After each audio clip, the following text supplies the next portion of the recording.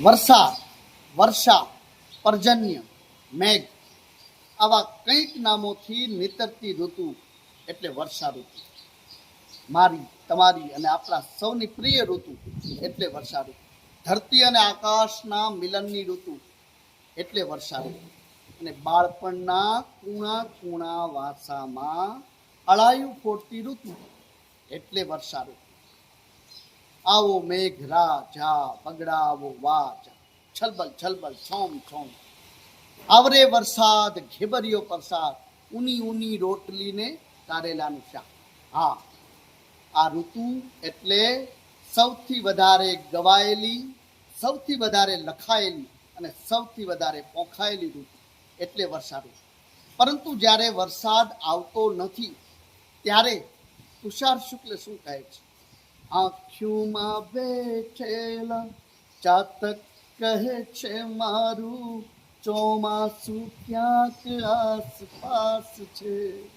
અને જ્યારે વરસાદ આવવાની તૈયારી થઈ હોય ત્યારે ધ્રુવ ભટ્ટ સરસ લખે છે કે ક્યાંક ચોમાસું ગાજે છે રાનમાં, વાડ પર સૂતેલી સઘળી લીલાશ હવે નીતરતી થશે મેદાનમાં. ક્યાંક ચોમાસું ગાજે છે રાનમાં.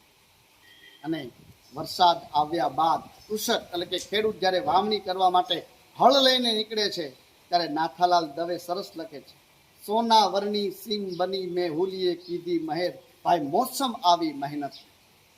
હા, વરસાદની આ ઋતુમાં પ્રકૃતિનું એક એવું તત્વ, એક પક્ષી કે જે થનગણાટ કરે છે આ ઋતુની અંદર, એના વિશે ઝવેરચંદ મેઘાણી ટહુકો કરે છે. ઘનઘોર જરે ચહુઓર મારું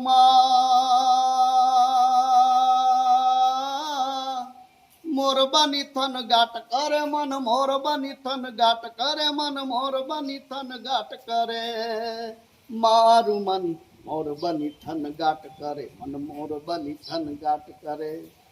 પ્રકૃતિના તમામ તત્વો સોળે કળાએ આ ઋતુમાં ખીલી ઉઠે છે અને પ્રકૃતિના દરેક તત્વો વચ્ચે ઘનિષ્ઠ સંબંધ બંધાય છે, વિનાશનો સંબંધ બંધાય છે.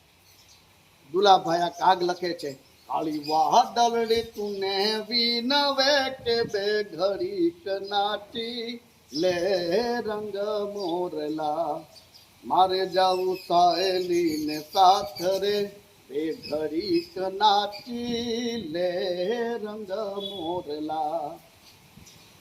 વર્ષા ઋતુ એટલે પ્રિયતમ અને પ્રેયસીની પ્રિય ઋતુ. આ ઋતુની અંદર પ્રિયતમ અને પ્રેયસી ઉન્માદ અનુભવે છે, એક રોમાંચ અનુભવે છે.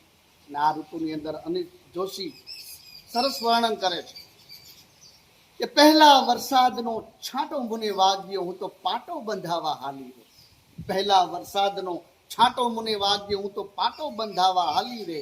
વેત વેત લોહી કાંઈ ઊંચે ચડ્યું ને જીવમાં ચડી ગઈ ખાલી રે.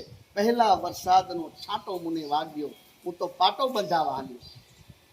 અને રમેશ પારેખ લખે છે કે આકળ વિકળ આંખ કાન વરસાદ ભીંજવે, હાલક ડોલક ભાન શાન વરસાદ ભીંજવે, દરિયા ઉભા ફાટ્યા રે વરસાદ ભીંજવે, અહીં આપણે બે અને વરસાદ ભીંજવે, મને ભીંજવે તું અને તને વરસાદ ભીંજવે.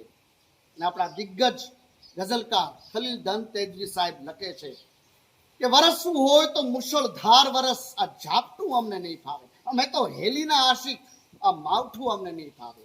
ભગવતી કુમાર શર્મા પણ કંઈક આવું કહે છે કે પહેલો વરસાદ હવે બીજો વરસાદ અને છેલ્લો વરસાદ એવું કંઈ નહીં. આ ઋતુ એટલે રમેશ પારેખ લખે છે કે રમેશ એમ ન કહેવાય કે આજે વરસાદ નથી, એવું કહી શકાય કે વરસાદ તો હતો, આપણે ભીંજાયા નહીં. ગરમા ગરમ ભજીયા ખાવાની ઋતુ એટલે વર્ષા ઋતુ. મસાલેદાર ચાની ચુસ્કી લેવાની ઋતુ એટલે વર્ષા ઋતુ. ખાડાઓ ખાબોચિયા ખૂંદવાની ઋતુ એટલે વર્ષા ઋતુ. અને ધરતી અને આકાશના મિલનની ઋતુ એટલે વર્ષા ઋતુ.